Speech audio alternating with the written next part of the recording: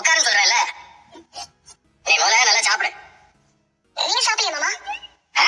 நீ சாப்பிடுமா, நான் அப்புறமா சாப்பிட்டுக்கிறேன்.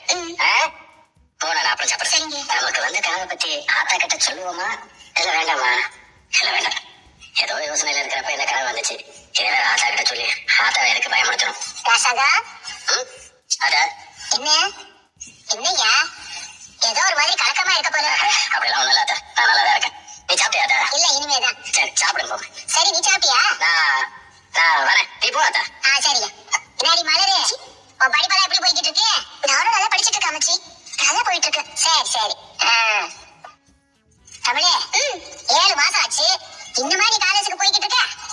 எப்பத்துல இருந்து லீவ் எடுக்கலாம் இருக்க? இன்னும் 1 மாசத்துல பரீட்சை வருதுல அம்மாச்சி. அது முடிஞ்சதுக்கு அப்புறமா லீவ் வரும்.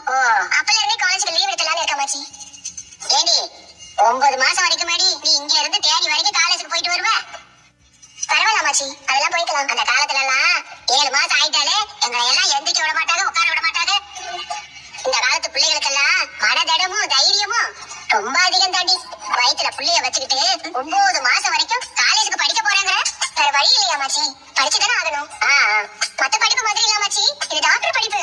நிறைய செய்முறை விளக்கம் இருக்கும். அதனால அங்க இருந்து படிக்கிறதுதான் சரியா வருமே. ஏன் தமிழ், திடீர்னு உடம்புக்கு ஏதாவது முடியாம போயிடுச்சுன்னா என்ன பண்றது? எங்க ப்ரொஃபசர் கிட்ட பேஷண்ட் கேட்டேன். எனக்காச்சும் உடம்புக்கு முடியாம போனா அன்னைக்கு மட்டும் வீடியோ கான்பரன்ஸ்ல படிக்கிறதுக்கு அனுமதி கொடுத்திருக்காங்க. ஆனா இப்ப வரைக்கும் அதுக்கு என்ன தேவையே வரல. சரி தமிழ், நீ சாப்பிடு.